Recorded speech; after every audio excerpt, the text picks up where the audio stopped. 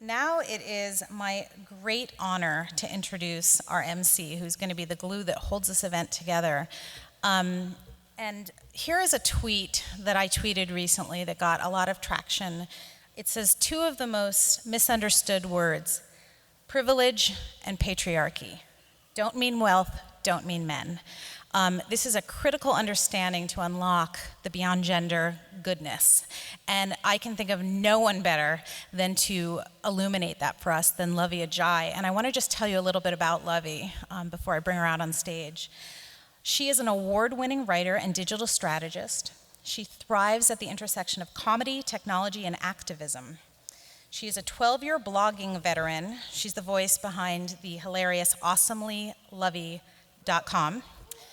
She covers everything pop culture. She's got a razor-sharp commentary and wit. She also has a passion for social justice. She co-founded the Red Pump Project in 2009 to raise awareness about the impact of HIV and AIDS on women and girls. She serves as executive director, and the organization's work has been recognized by the U.S. House of Representatives, the Illinois State Governor, the Black AIDS Institute, and more. Her first book, which is in the bookstore downstairs, I'm Judging You, debuted at number 5 on the New York Times bestseller list and was recently optioned by Shonda Rhimes for television. I could not be more excited and more of a fan of Lovey Ajay. Please welcome her.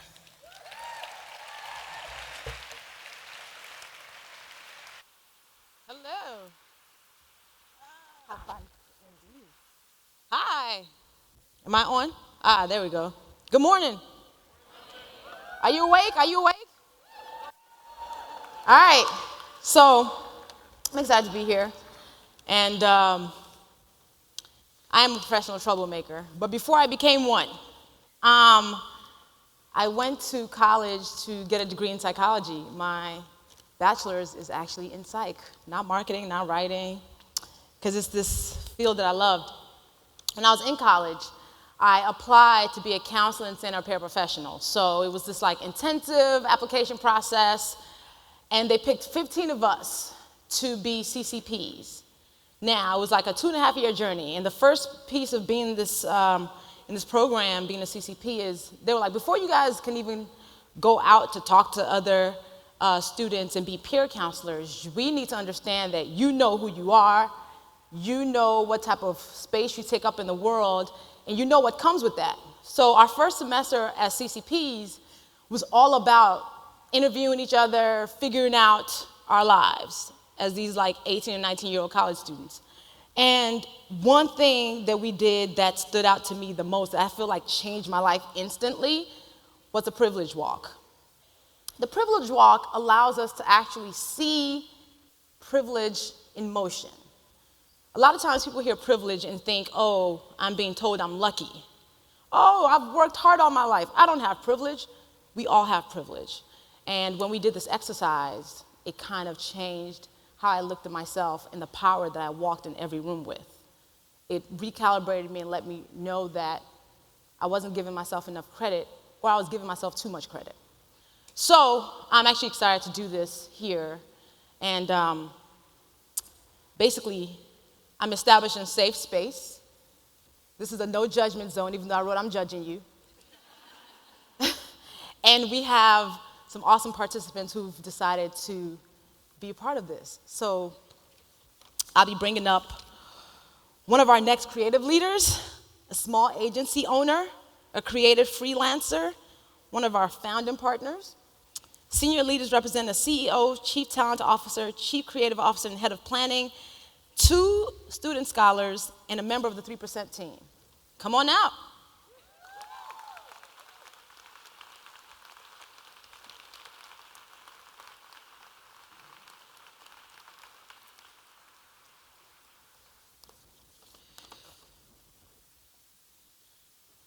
All right. I need you to stand in the middle.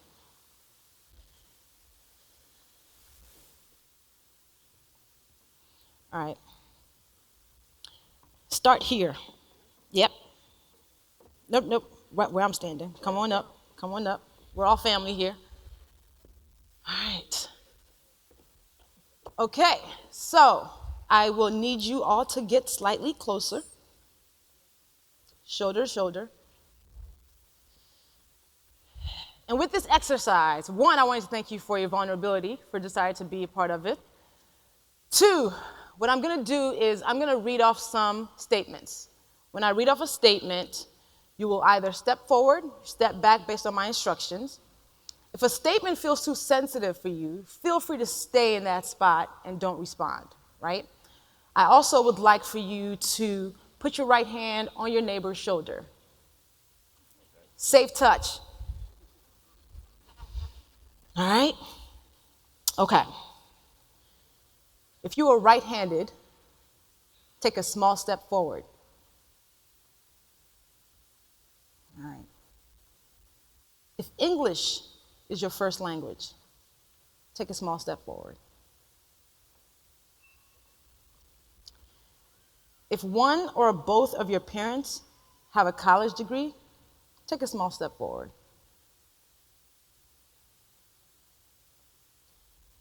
If you can find Band-Aids at mainstream stores designed to blend in with or match your skin tone, take a step forward. If you studied the culture of your ancestors in elementary school, take a step forward. If you've ever been made fun of or bullied for something you could not change or was beyond your control, take a step back. If you can assume you will easily have physical access to any building, take a step forward. If you've ever had to worry about where your next meal was coming from, take a step back. If your family has ever left your homeland or entered another country not of your own free will, take a step back. If you can look at the mainstream media and find people of your race represented fairly and in a wide range of roles, take a step forward.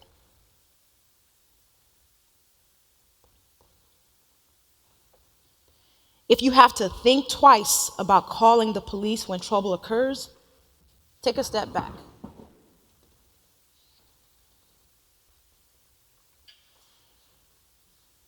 If you ever had to skip a meal or were hungry because there was not enough money to buy food, take one step back.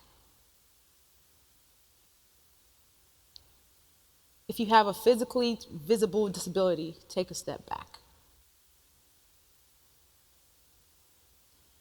If you have an invisible illness or disability, take a step back.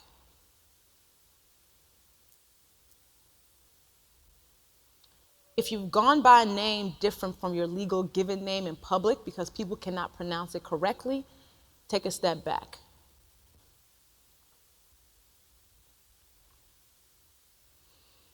If you've always assumed you'd go to college, take a step forward. If you can easily find a religious community that will not exclude you for your sexuality, take a step forward.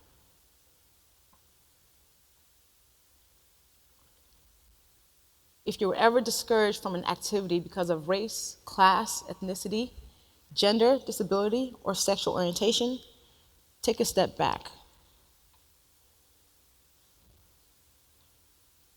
If you have a stamp on your passport, take a step forward.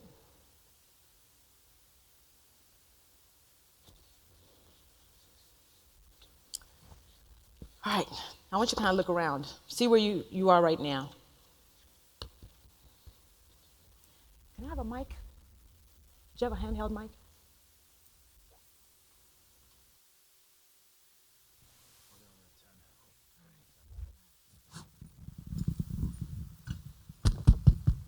All right. So, when I first did this privilege exercise, and I knew what it was about, I assumed in my classroom, which had, again, 15 of us, we were ethnically diverse, just actually was a very diverse group of us. I assumed that I would end up in the back. I was 19, I was Nigerian, still Nigerian. Am Nigerian, I'm a black woman. I just thought, you know what? I'm gonna be in the back. At the end of the exercise, I ended up in the middle. And I was stunned because one of my white classmates was behind me. And I was like, what? How? Because I had class privilege, I had gender identity privilege, sexual orientation privilege. And I was walking with all that stuff, not giving it any credit. Is anybody here surprised about where they ended up?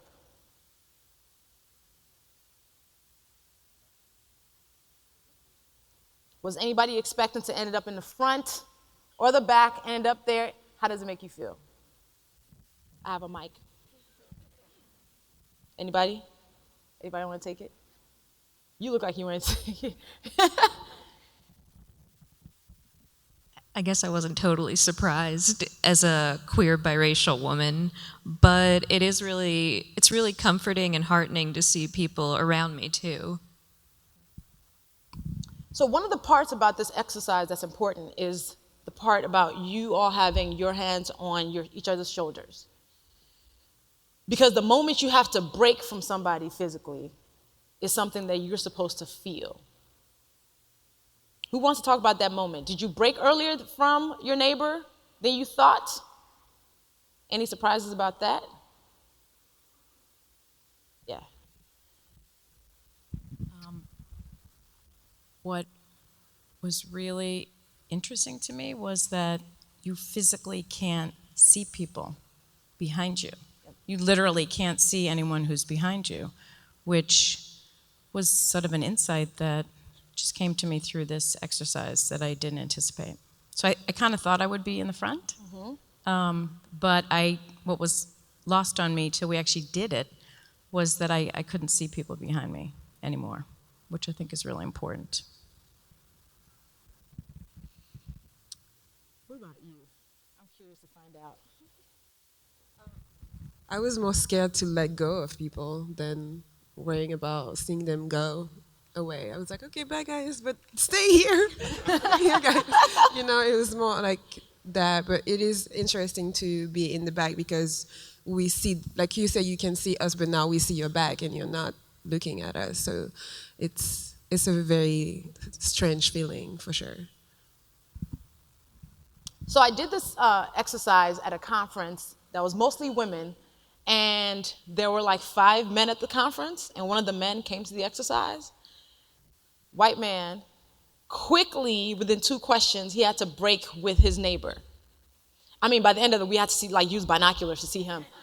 But, and he also brought up that point about literally losing sight of the people behind him as he moved forward, and it made him feel some type of way. Because he was like, he would have to literally do this to see anybody else in his realm. And it made him feel guilty. It made him realize that all this time, you actually do forget that there are people who can't come with you. When I also did this at another conference, what I noticed people were doing as they were moving apart from their neighbors was they were stretching to keep holding on to them because they didn't want to make that physical break. And I'm wondering what happens in rooms when we actually do that physical stretch. When we're like, you know what, I don't want to let go of the person behind me, so I'm going to try to make sure they come up with me. That power of what happens when we actually have to feel the break. It's just in real life, we never feel the break. Any thoughts from your side?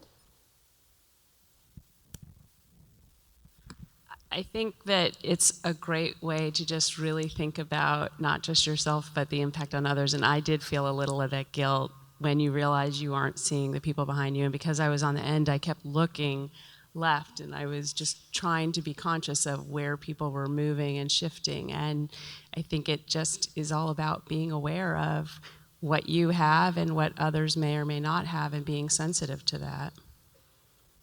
Now, for those who are in the back, I think it's really important to also give yourself credit for being here today. Because what happens is when we're born with some of these things that we had nothing to do with, right, that might have us back here, but we still end up in rooms with people who started here. We have to give ourselves the props and the grace to be like, I made it here. And that's important. And that's something that we also have to know that even though there's these obstacles in our way that try to keep us back, somehow we still make it here. And for those who are here, it's important that as you lose sight of people to actually do that full turnaround, to be like, ooh, how do I bring them with me? In companies, for example, you know your coworker who's like freaks out whenever their like lunch gets eaten? And you're like, why are they tripping? Because for that person, they might have been the person who had to worry about where their next meal was coming from growing up. So for them, it's a trigger of being like, you just ate my food. And I think it's important too, because the people that we build with, that we do work with, and we see every day for 8 to 10 hours are walking in the room with their own story that we never know about. And it comes in these ways that we don't even see. For you, that question about access into buildings, a lot of people take that for granted. How do you work through it? You ask people and say, I'm not fat, can you please lift me up a flight of steps? It's kind of that simple, not having the fear of asking for help. And just saying, I can't do it. You can either help me do it, or I'll find somebody else. And if you got a back problem, I'm sorry. And some of these things are things we take for granted. That question is especially important because many of us walk every single day without fear of not being able to get into where we're trying to get to. And we don't think about that. This also kind of recalibrates us and has us being like, you know what? I'm way, way, way more privileged than I believed because there are things that I take for granted every single day. I've done this exercise in rooms where everybody looked the same. So you'd assume, oh, this should be interesting. But to see the gaps and see how color only takes us a certain place, right? I've done this in a room full of all black women. I've done this, and even that was striking because we got to talk about the stories about the differences. So color privilege is some of the most powerful ones that we have. However, it's not the only one. It is not the only thing that determines where we end up in life. It's a huge part of it, but it's definitely not.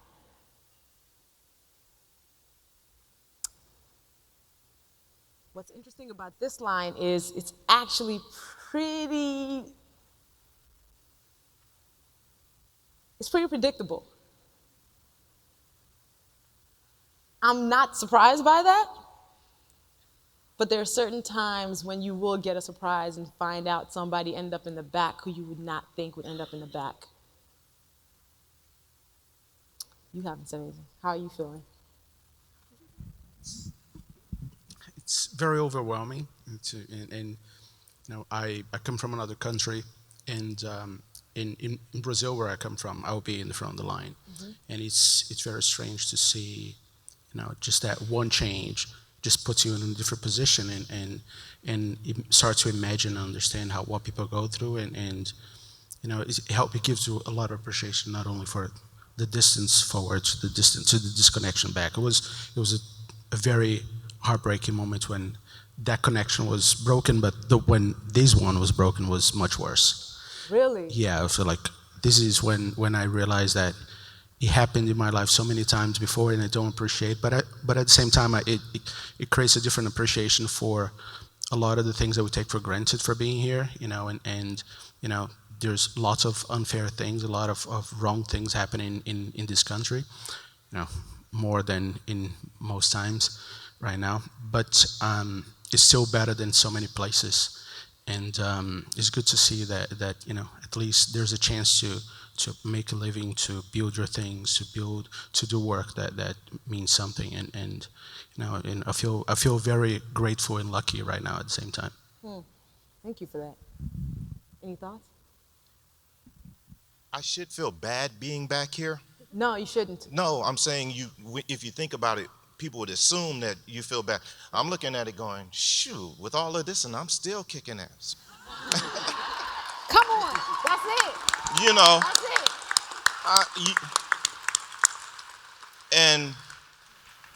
it. But it's so funny how that swagger gets us punished too. Yeah. You know, But people don't realize how far you have to go Yeah, to get up there exactly. when you look like this. Yes. You know, but it still comes with a price because I can't be too cocky about it or confident Right. because it's cocky or arrogant. But you have to be good. You know, I didn't get here by an accident. Right. This is skill and talent. And then you look at the line and you go, they still aren't as good as me. Ooh. Team No Chill is real. What are your thoughts? I think I was a little surprised as an Asian American gay man. I thought I would be a little further back, but this is the second time I've done this exercise, and I guess I shouldn't be surprised where I am. So what part of your identity did you think would have had you further back? When I moved to the U.S. Back in the late 80s, I didn't live in the U.S. until the 80s, and then Alabama was my introduction to living in America. Oh, that'll do it. And as an Asian American living on a military base, it was difficult, but I realized that I do have a lot more privilege than I originally recognized until being in the job that I'm in now. That's interesting. It's also interesting how over the years, different identities start coming with privilege or having some removed. Because, if this exercise was done 20 years ago, you might have been back there. That might have affected your position more than now. Because when I did this exercise for the first time, it was 2004, and one question that I remember was, take a step back if you can't marry the person you love. And that has changed in 13 years. So, okay. And I'm wondering how this exercise will play out for our kids when they take it in 15 years, how it will really affect their position. I think this is definitely something that is time sensitive, and it changes based on where we are as a culture. I mean, there could have been some questions that were different after November 8th, 2016. Okay, so it's always gonna be shifting. But the thing that's like, there's still the fact that you as a black man ended up back there. Like, that has been consistent across the board. And that is something that lets me know that we have a lot of work to do. What question made you think the most, or made you kind of like pause? Anybody remember a question that made you be like, Yeah? The question about the disability that you don't notice, and that's because almost like it's something you hold behind. It's like I don't hear from one side and speaking another language in a country that takes your ability to communicate so seriously. Not hearing, I couldn't hear half of what you're saying, but that's something that you tend to hold, you don't tell anyone, and then all of a sudden you make that question of like, okay, now I'm gonna have to take a step back, and everyone's gonna be looking at me and say, no, what is his disability? I'm like, you know what? Let's own it. But it was the toughest one. Do you have any question that made you? Questions? Yeah. Here. Thanks. I think it's a small one, but my parents not having gone to college, I actually just never thought about that before.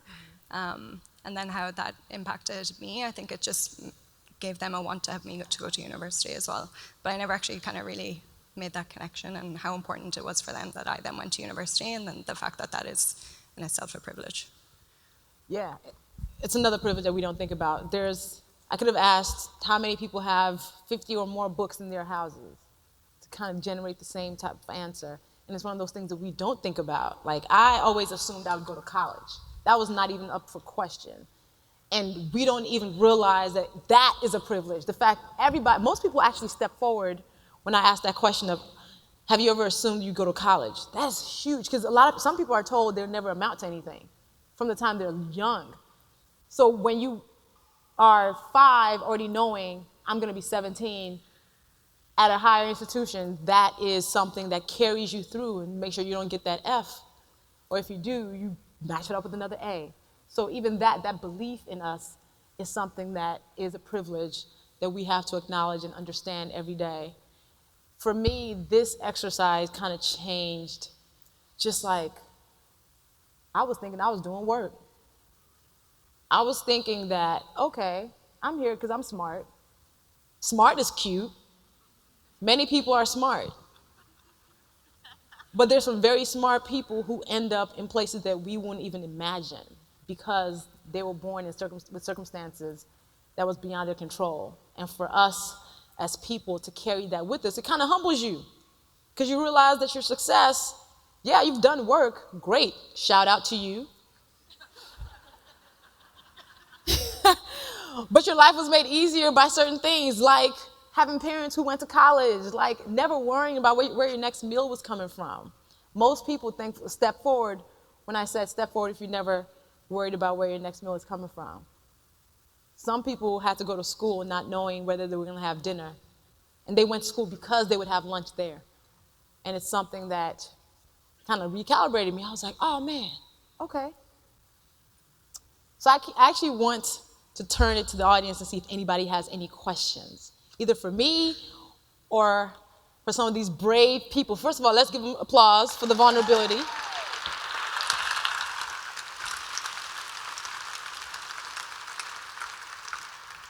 And then I kind of wanted to open the floor. Anybody have questions? Yes. I noticed that, like, even in the words that we use in the privilege test, Yeah. itself is a privilege. When you said take a step forward, like he had to roll back. He had to roll back. And in the middle of it, I was like, man, you're right. So she's saying that even the language that is being used in this is kind of ableist, right? Because I'm saying take a step forward, and you had to just roll forward. How did that make you feel any type of way? All right, so spoiler alert, I'm going next for talking, and one of the things I'm addressing is not changing colloquial terms. And, you know, people say to me, let's take a mosey. What? Like, when's the last fucking time you've taken a mosey? You know, a stroll? Like, this isn't the 1940s. Let's take a stroll. So I actually don't change my vernacular, but I see how fast people actually do. So it's interesting that you pick up on it when I don't pick up on it anymore. You know, so the sensitivity of others for other people, and so you're projecting your unconscious bias onto somebody else. Ooh, bars, okay? Bars. Anybody else? Yes. I thought it was really interesting that the three in the middle black area, for a very long time after the exercise was done, while you were talking, they still held on to each other. And I'm very curious about why you guys did that, if you noticed it. I have a theory, but... Okay, so she's saying that she noticed that the three black people in the back still held on to each other even after the interview was over. And she's asking and curious why. You want to take it? That's a hard question, Nisha. Why would you do that? I don't know. Like I was saying before, so we were very close to each other, but at some point you were going far, and I was like, okay, where are you going?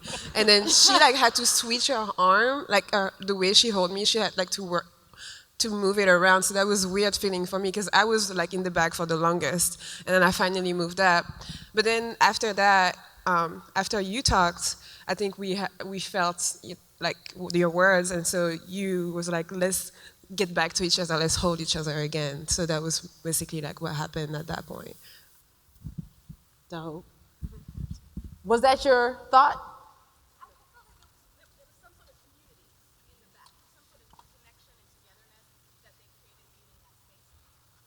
Yeah, so if you didn't hear that, she was saying that she feels like it was some type of community and togetherness. Because, I mean, you were like, we're the ragtag kids in the back.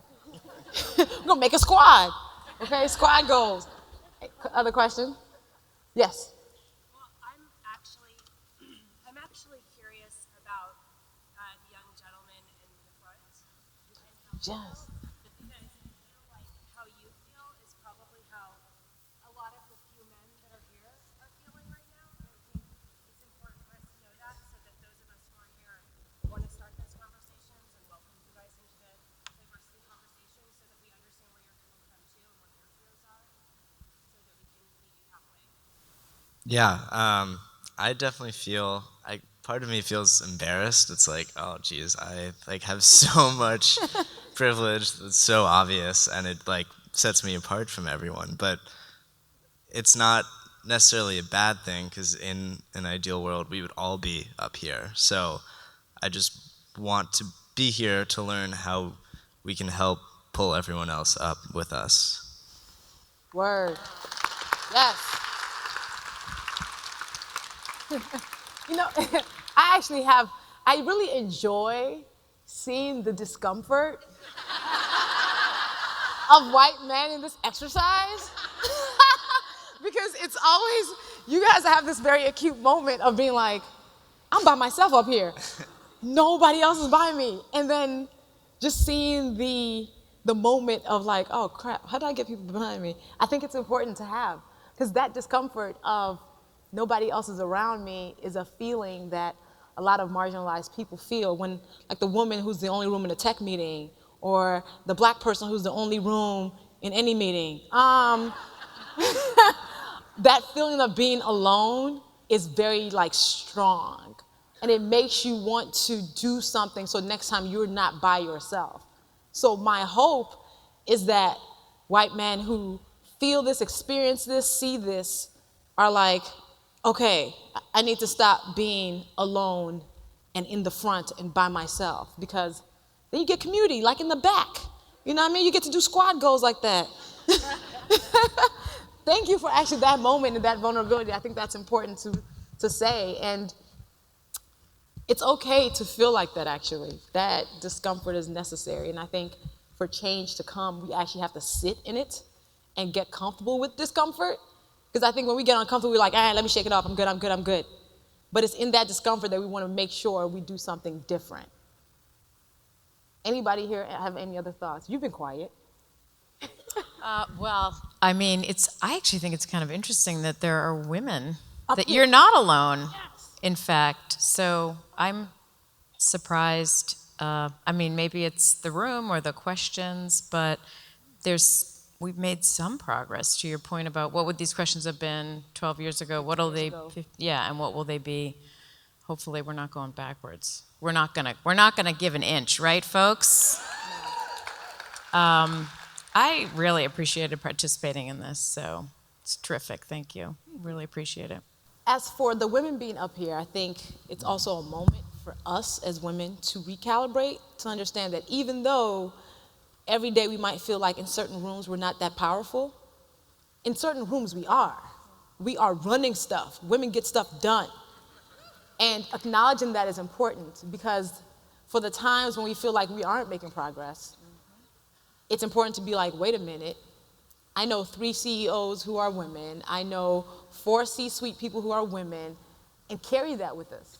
Because we can really do some things with what we carry. And again, I thought I was gonna be in the back, because I was like, I'm a black woman, double minority, double hit. But realizing that my womanhood did not strictly define the fact that I could walk in a room and run something was something that encouraged me and kept me going. Any other final thoughts? Yes.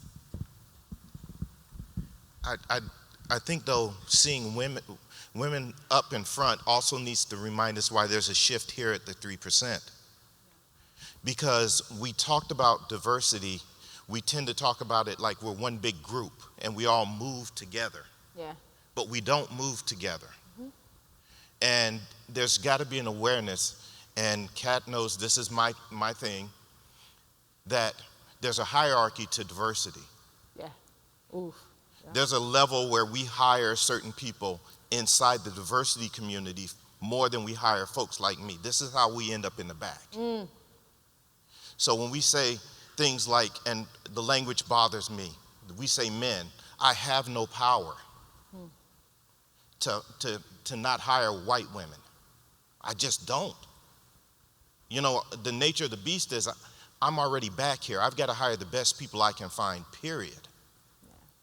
So what we have to be is aware that in this diversity struggle, we're not moving as a group. We should be, but we're not, because it breaks down. Agencies will hire white women before they'll hire a black man. They'll hire a black woman before they hire a Hispanic man.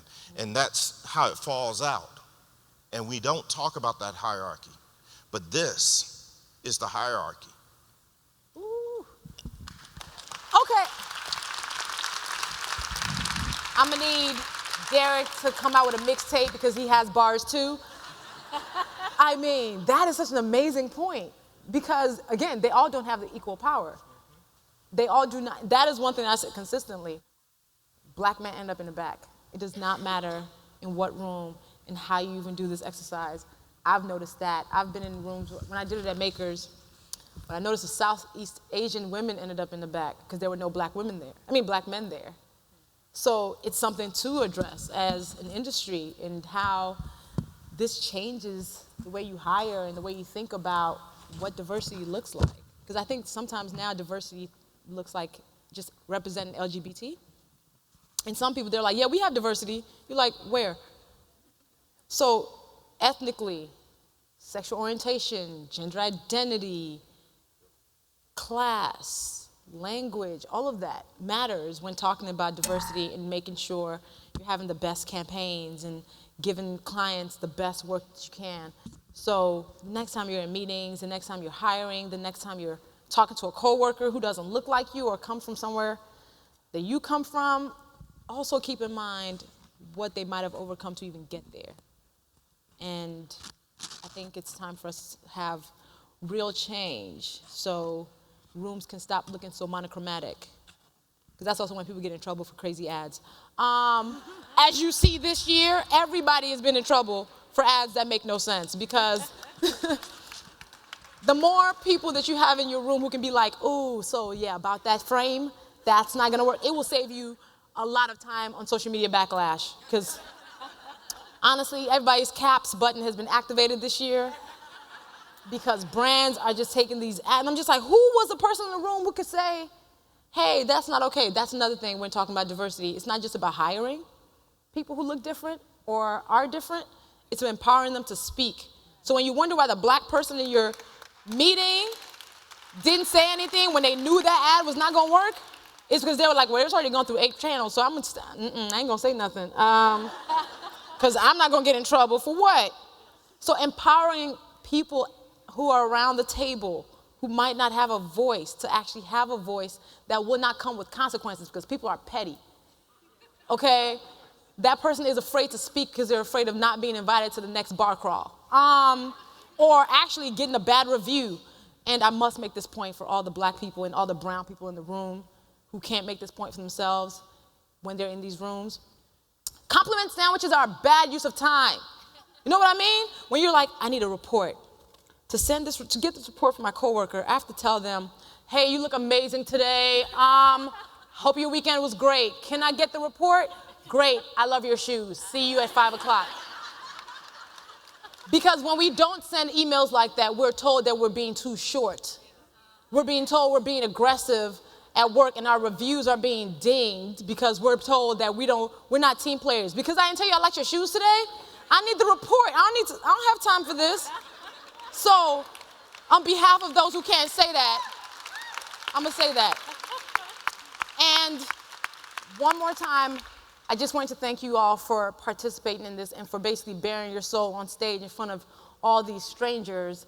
And thank you for being open to learning and just seeing what this was about. And you're really appreciated. And I'm hoping that we start to actually make some real change when knowing the space that we walk in rooms with. And thank you to 3% Conference for having me do this. Thank you. Yes. Thank you so much. Thank you.